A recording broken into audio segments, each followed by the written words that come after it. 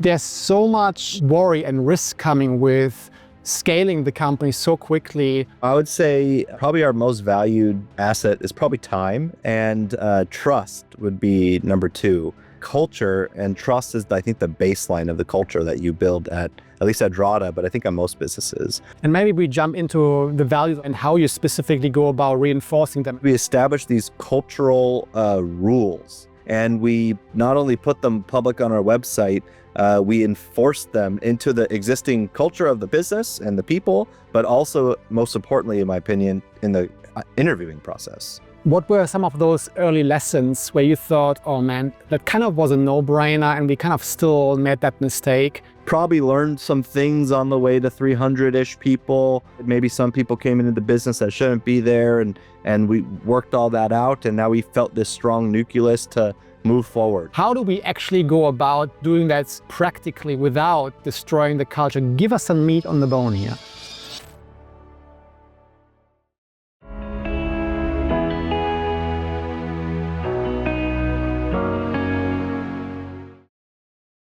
Welcome, listeners. I'm Seb Wichmann, your host of the Do It Insider, where we dive deep into raw and meaningful conversations with visionary founders and CEOs who see beyond profits, elevating the lives of employees and vendors and the planet we call home. Today, we have the pleasure of speaking with Daniel Marashlian, co-founder and CTO of Drata. 2 years ago, Daniel led Drata through a remarkable growth journey over the course of 12 months. He successfully doubled the workforce from 300 to 600 employees and recently integrated the newly acquired SafeBase in early 2024. With his unique insights, Daniel will share the challenges of maintaining a strong workplace culture amidst rapid expansion, the critical role of influence in business, in navigating these changes, and the operational hurdles that come with scaling.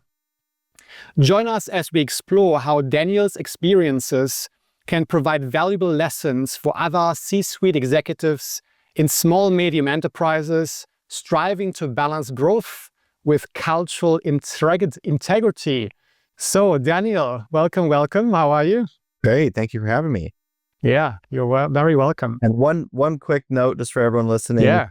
We acquired SafeBase in early 2005, not 24, but okay, great. Well, that's one and the same. We're just about 20 odd years too late on that note. So that is amazing. So 2005, that's a while ago. No, sorry. 2025. 2025. So just recently. Yeah. Okay, so we're not that far off. Okay, amazing. Right. So thanks for letting me and the viewers know as well. The reason why I wanted to get you on, Daniel, is because there's so much, almost like this worry and risk coming with scaling the company so quickly, hiring frantically as you did, because there's so much growth happening within the company. And I assume, like other CEOs, founders, CHROs that are dealing with that type of growth, that there are worries coming with in terms of not trying to cannibalize and even destroy the very culture that you have built so intentionally over the time, which is the most important asset, the way I look at it. So talk us through your worries, the processes, all the good jazz here. Yeah, I would say probably our most valued asset is probably time, in my opinion, and trust would be number two. But I think culture and trust is, I think, the baseline of the culture that you build at least at Drata, but I think on most businesses. Culture is so near and dear to my heart. I know the same with my other co-founders as well. And so when we grew, when we started the business to the first, call it 40 people, all of a sudden we had 100 people, all of a sudden we had 200-300 people. And through that growth, it was very distinct moments of decisions of how to run the company, things that we saw, maybe started to veer off where we wanted to, and how do you put not so much process, I mean, maybe that's the word for it, but guardrails around certain processes to kind of shape the culture and steer it While I still think the culture of the business isn't just top down from me and the founding group, it's every day embodied and spread and multiplied by the people in the culture in the business. It's still within guardrails, right? So what I would say is that sense of I think our cultural values have, as I think, definitely spoken through the interviewing cycle, through the attraction to the people not only that we wanted to work with and hire, but then that also sought out us to work here. But that competitive fire kind of value, customer obsession is literally the center of our culture and our company, even to the fact that like the CS group, the customer success group, is at the center of our company, and everyone is there supporting it in their own facet. So that's always kind of been the culture, is customers, and how do you obsess over them, and how do you kind of be competitor aware but customer obsessed. And that's really driven everything. And so as we, like I said, multiplied and went from, call it 10 to 50 to 100, 200, every time one of those multipliers happened, it kind of snapped every 50, 100-ish. And, the tools we were using, the methodologies in which we would deploy them, control them, we had to really pay attention to it. A really good example is about, I forget exactly when, but maybe when we were about 200-ish employees or so, we realized that, some people were coming into the company, and we started to become a bigger startup at that time. And you could kind of get lost in the mix a bit. And so we kind of said, you know what? I think what we noticed is, we have these cultural values. And if we had an office, we're all remote. If we had an office, I'm sure they would be like on some wall with some inspirational picture or something like that, like you do. But what we did is we established these cultural rules, these Drata rules, as we kind of set them to be. And we not only put them public on our website, we enforced them into the existing culture of the business and the people, but also, most importantly, in my opinion, in the interviewing process. So as we were interviewing individuals, it was very clear. I think at that time we had one or maybe two technical recruiters. And so it was like in that first kind of kickoff call about learning about the culture and the business and the job, we reviewed the rules, right? And these weren't like values of how you feel or interpret this value. These are expectations of how it is to work at Drata. And if it doesn't align with you and your beliefs, like, all good, don't work here. Because you're not gonna, I think, maybe not so much fit in, but you're not gonna like be well. And it's more about you, not the business. Like, I don't want someone ever waking up and saying, "Ah, man, I gotta go to work today," or "I don't want to face that person," or "I don't want to work." It's like, I want everyone to wake up and be excited for that next stage challenge, and for that customer you're trying to help get over their hurdle or align on this mission that they're on of getting their SOC 2 report or whatever it may be. So in that world, we established these rules. One of my favorite ones is be a driver, not a passenger. Is so many times you have these projects and it's like, people are doing little things, but there's no leader. And it's like, who is the driver? Who is the leader? The sole person, not 2, 3 people. It's like one person. Drive it forward. And you can delegate. You should delegate. But yeah, who's that driver? So I think that's been a big culture of that we realize, like, okay, out of these first, 200 and really that nucleus of like the 50 that, oh my God, these are the people driving the company forward. We really looked towards that nucleus and we said, what are the values and what are the the things that they're doing every day, and we kind of set those as rules. So that was a really key one. Yeah. Yeah, amazing. And maybe we jump into the values of Drata and how you specifically go about reinforcing them in a second. But let's just paint the picture here, right? So Drata is right around 600-700 people right now, a big headcount. You obviously have, HR departments that focuses on hiring and all that. I'm sure that wasn't always the case as you started the company. Now, talk us through this thought process, the actual worries that you went through and your team to say, look, we need to scale right now. There's so much demand. customer, from a customer perspective, for example. We could take on so much more work, if you will, if we would be willing to grow. So let's do that. What were some of the worries? What were some of those, sleepless nights you guys had? That's where you were thinking about, okay, how do we actually go about doing that practically without destroying the culture? Give us some meat on the bone here. Yeah. I mean, I remember it's similar to very early days when we launched the company. And so we had there was about 5 engineers when we started the company, and the founding engineering group, plus the, other founders, a couple sales founding people. But so we stealth mode, we were building, got like 20 beta customers or so, and we launched the company.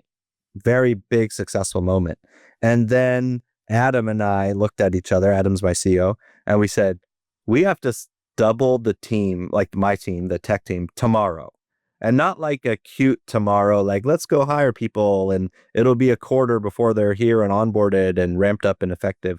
Like tomorrow, how do you do that? Because there was so much demand even in the early days, right? So we figured that out. I ended up actually working with an amazing contracting group out of Mexico, and we've now grown with them over time, and we blend the growth rate with FTEs and that team down in Mexico. And I mean, they're FTE pretty much, they just get paid by someone else. That's an amazing group. But so as we did that, it was like, okay, again, like even that weird culture and vibe of this like contracting group, they're not FTEs, and part of how do you make them the same culture and values? And so it was very similar to now jump ahead, and we're at 300-ish people, and we're going to go raise the C round, and we're going to go into this growth phase. I always look at like the C round of companies as the growth round. And so it's like, okay, we're going to go like do this. Like we've not only found product market fit and we've been growing, and now it's like, how do you get to that 100 million ARR mark and beyond? So when we decided to go do that, it's like, what I guess, fortunate enough, we weren't in a position that we had to raise. That's always the best.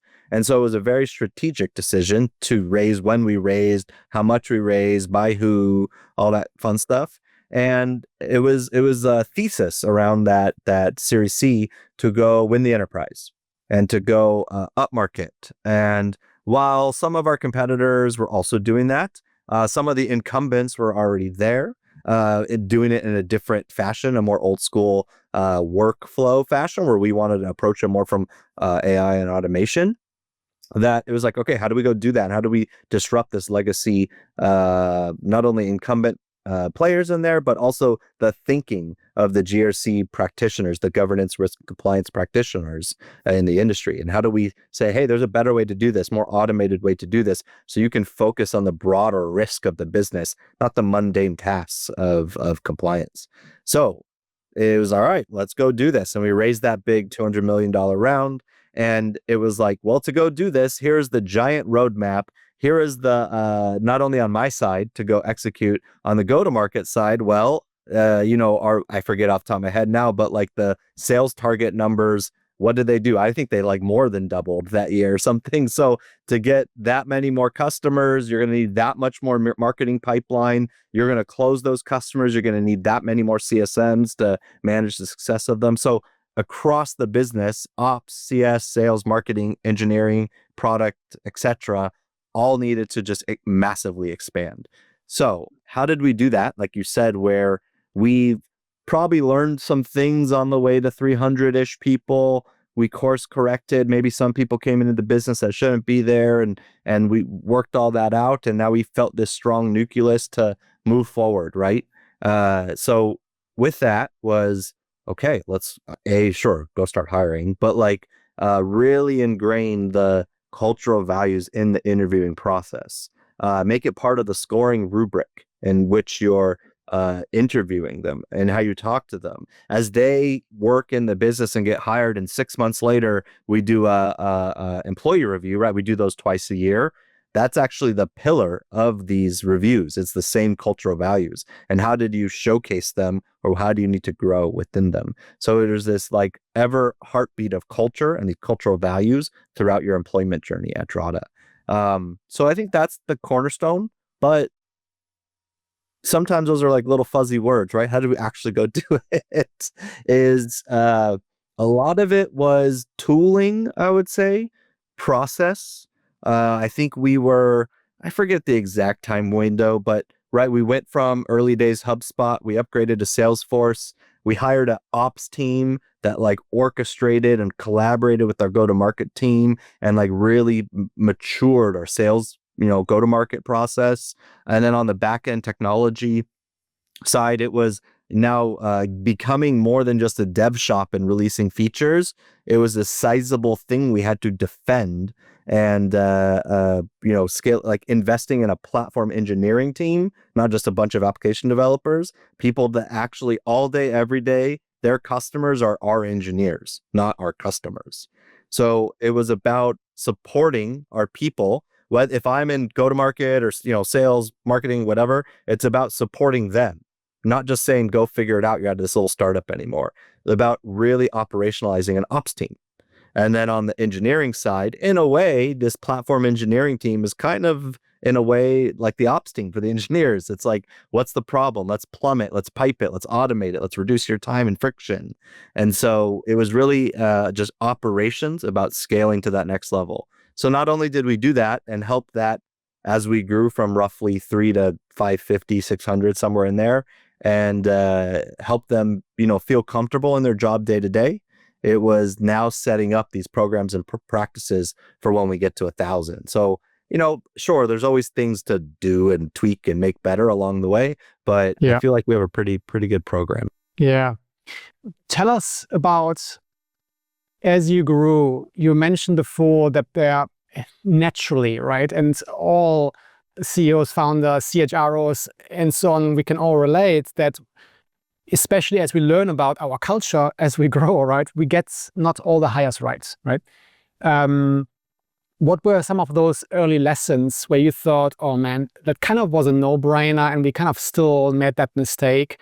Like, let us in a little bit into those moments where you're like, this is not a great hire. And obviously we don't need to be specific on roles, but like what were those moments? I would say abstractly, the thing I noticed the most are two things. In a product and technology company, if you don't know the product and you're not invested in the product itself, not just the people and process that you're managing, it's not gonna work.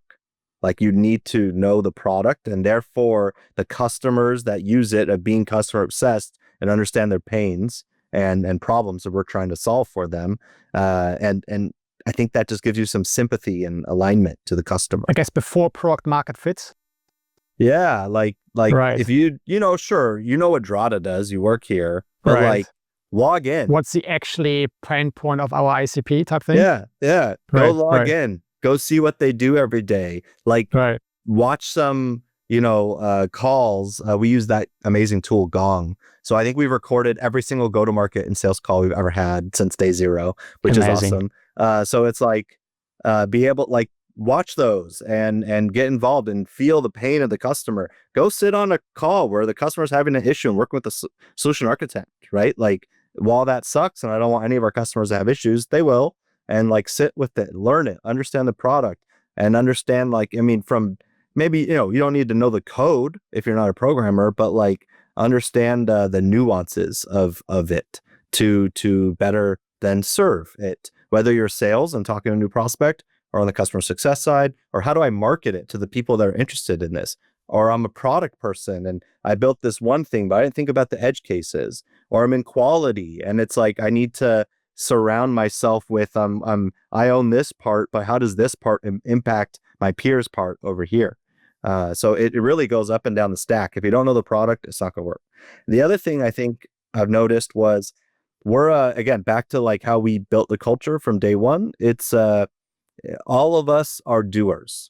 For myself, not that I code too much anymore. Actually, I was doing a project this past week, especially around the SafeBase acquisition, which was really fun to code and work with a couple people. But like, we're all practitioners. We're all doers. I think our business development lead, Kevin, he has been in the weeds in the past month with the SafeBase team, with our leadership team, really understanding the pricing and packaging and how the two sales teams are going to operate to maximize the output and to not have any like weird, like, that's my deal. Like it's really paying attention to people and their feelings and their day to day of their job to make them feel good about this acquisition. So that's a really recent lesson I've been seeing, and seeing some amazing people like Kevin stand up and drive, like I said, that process forward. So it's about that beehive, right?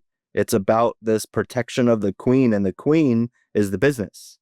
And so all of us are in it together, moving forward together. And if it's about yourself and like promotion of yourself or my career or my next stepping stone, it doesn't work. I've always said, like, if I need to go vacuum the floor every day and that's what makes the business successful, guess what I'm going to go do? I'm vacuuming the floor, right? So it's, it's a metaphor, but that's the idea. And we have now 700 people doing that, and it's amazing to see. Hopefully they're not all vacuuming the floor. That would be a very clean really office. Clean floor. It'd be a really clean floor. Very fascinating.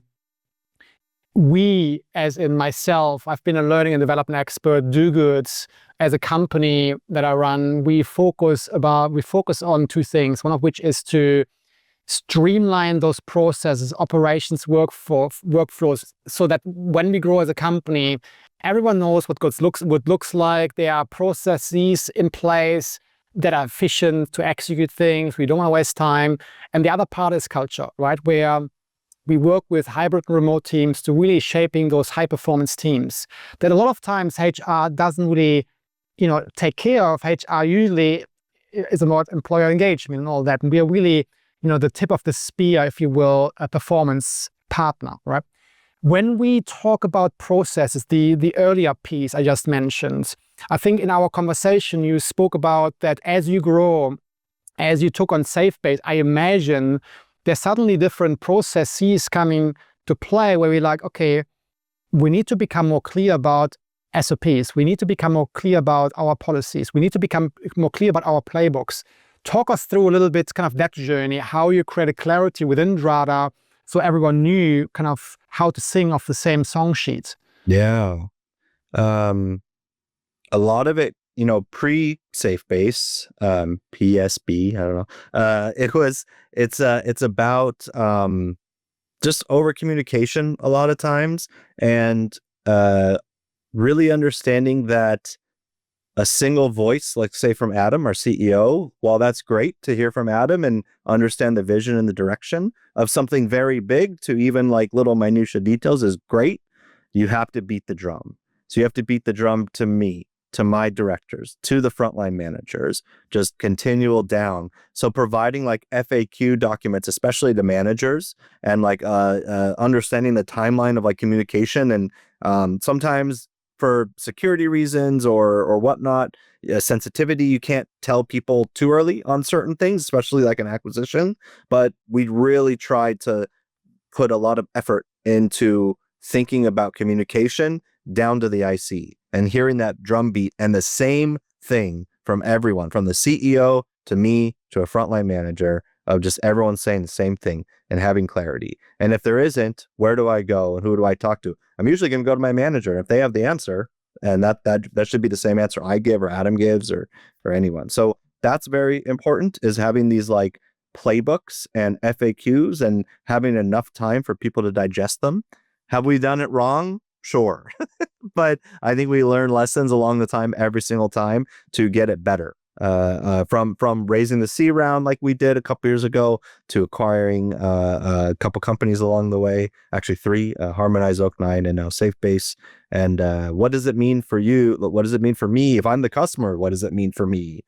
Like that's always the first thing I think about is our customers. And fair enough, they're going to be selfish. I'm selfish when I hear about one of my vendors. What's in it for me? Is it going to go under? Is it going to change? Is it going to get better? So we really try to get ahead of that and answer that, and then have that same communication down to the employees. Now, in the post SafeBase world, at large, like we're trying to figure it out of the right integration points but we kind of kept the team separate. Again, it's only been 3 weeks since close. It's been like a month or something like that. So it's new, but we've tried to keep them kind of separate. Like it wasn't day one, everyone gets Okta accounts and they're in our Workday and they have new benefits and payroll and whatever. Like you might be in the middle of seeing a doctor and now all of a sudden I have a new insurance plan and I can't see my doctor anymore. So we're really trying to like take it slow and be very purposeful and meticulous and keep as much communication as open as possible to everyone. So, right, they have their own Okta account, they have their own Slack account, they have their whole tool set. Luckily, we actually have very similar tool sets, so that made it easier. But it was about Slack has that really cool tool to do Slack Connect, and so we've made like very purposeful channels, like working groups, and where the teams need to collaborate for now. Like there's some amazing, again, 3 weeks in, the sales teams are already meshing in. They're like helping each other on the floor and hey, I need someone with Drata to tag along with talking to this prospect. And the engineers, right, we've obviously been already doing an integration and we're working on the deeper integration this quarter already. And so, engineers, we all just like, oh, more engineers, let's go build. And so it's awesome to see. But then there's this weird balance of like, we haven't integrated the tools and the access and the authorities and just yet. And so, we can't use Notion because you have to be Okta backed and they're not in Okta. So it's like we could use Google Docs though. So it's just really being about malleable, explaining it. Because if you're an IC on the floor, you're like, hey, I got told to go do this thing and it's hard. I can't do this thing. So as long as they know why and the solution, it says never like a no. It's like a what's the saying? Like not yet, but here's the answer otherwise. So it's just supporting them. So just being overly communicative, overly transparent about all the decisions. And so far, I think so good. It's good. And in that trust that we've been building, like I said, I think outside of time, trust is probably the number two most valuable thing you have. I hope at least we're building the trust of these 75 people at SafeBase every single day by being consistent. I think it's that behaviors and consistency, right, is going to equal trust. So if we can be consistent and just be open with them and show them that every decision we're making, whether it's for the long haul or short haul, is to better your employment, better the outcome of this acquisition and your employment at Drata, I think everyone is thumbs up. So I like about the way you express yourself is that I can see you really caring for staff, but caring also for the culture you're trying to protect again, right? Because it takes years to build a culture and then a really stupid decision and this honest conversation and people becoming resentful and all that. How do you, and you dive in wherever you want to and keep it abstract if you want or detailed if you want. I would love to understand, yes, it's still lingering a little bit right now, this kind of people usually feel a little unsettled, right? They're secretively ask themselves, am I next, right? And we know that. What are you doing right now to, I wouldn't say build trust back up, because what I like about you did that you were very honest and you had upfront conversation and you invited people into the conversation, and business is what business is. Sometimes we need to make difficult decisions, but what are you actively right now doing to help people that they can feel safe, I guess, within their role? Yeah, I think again that every month we have an all hands with the business, and we usually dive into very deep topics on the state of the company and some success that we've had, from the amazing products that we've launched to sales numbers, some marketing goals, things like that. So that's good. But I think some cool stuff I've seen in the past 6 months and even looking to the future. We opened up, so we've been a remote company since day zero. It's fully remote. Yeah, I mean, we started in the height of COVID, and I think we incorporated July 6th or something like that of 2020. So like, in the height of COVID, and we've just been remote, and all the tools and practices and policies. It's been remote hiring. It's all over the world now, right? We have people from Cambodia to Australia to London to Paris and Canada, America, Mexico, whatever. So it's all over the world. But the one of our sales leader, Alex Patman, he's great.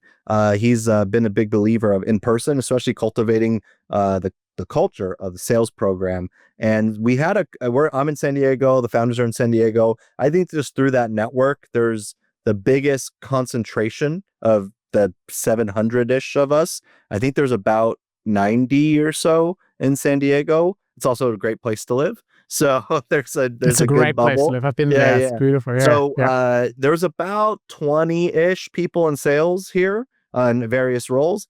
And so Alex put a sales office together. We have our own first office, like a Drata, not like a little WeWork space, which are cool too. But yeah, it's really cool to see. So we put that together a few months back, and I go in maybe once, twice a week. It's really cool to sit with the sales team and I feel the energy and through osmosis kind of see how they're interacting with the customers. And I can always like even just, they're there to ask me questions, even though I'm not the sales expert. It's like I built the thing. I kind of know, some questions, or answers. So that's always fun. So that's been good. We just had on the go-to-market side, like a revenue kickoff for the year. I saw there's like 200 plus people together. Our partners were there. It was amazing. On Amazing. the technology side, I think coming up here in a week or two, we do like tech awards. Sometimes I think we've gotten the tech team together every year, like kind of like a kickoff, annual kickoff. We're not doing a physical one this year, but we're trying for next year. But for this year, we're going to do a more virtual. But we do these fun tech awards where it's kind of like Oscar style, like nominated by the people for the people, and like the peers vote for each other, and it's really I've done fun. that. I have won one of those awards. So Yeah, congrats yeah, to the one that will win it. That is yeah, amazing. Yeah. totally. So, Oh, and so even good. this year, we're doing something really fun. So all of the awards are, there's like 12 categories or something, and they get nominated and voted by the people. And then I have like a CTO Excellence Award. And so people get nominated for it. And that's the only one that I pick. Everyone else, the people pick. And so the winner, there's an IC and a manager that win. And those two people are going to club as well, like President's Club. So that's first time we're doing that. So it's Amazing. really fun. So we're going to do that. And we're going to drip some stuff out through the year. I think we were talking about like a virtual talent show at the end of the year. And we're going to like do some cool, just lunch and like hang out, fun things, like maybe hire like a magician and do virtual magic for everyone. Just fun stuff. And like, especially in the summer, drip it out. And Yes. yeah, just try to have these moments where it's like, hey, look, you joined a remote company. But that doesn't mean we're only going to see each other once in a while, like work. Like, let's try to, once a month or every other month and try to organize some event where we could spend an hour with each other for fun and learn about each other. And so obviously we encourage it at the team level too, but thinking about or at the pod level, but thinking about the whole tech team too. There's about 300 of us now on technology. So it's about what can we do that 300 people could enjoy and get to know each other. And yeah. Yeah, so true, right? When you started talking about all hands, revenue data, we all do that, right? At least I see companies do it who, to me at least, think into the right direction, as in creating an open book, and not open book as, like open book per se, but really communicating the thing as authentically as we can, to build trust, right? And to show people that they are part of the conversation and they're part of the team. For us, what I see more and more, and have seen in the past, that the really successful companies, they see people as a human that want to belong, that want to know that they matter, that want to feel valued, right? And I see this conversation going into a wonderful direction with Drata, where you guys ask yourself the question, okay, how do we make people feel that they are valued, that they belong to a bigger vision than just themselves, that they can own and be proud of what they create? Absolutely. How do we acknowledge them that they've done a great job, and not just, kind of give them little whiff, on the cheek, so to speak, of what has gone wrong, right? So well done. That is super exciting.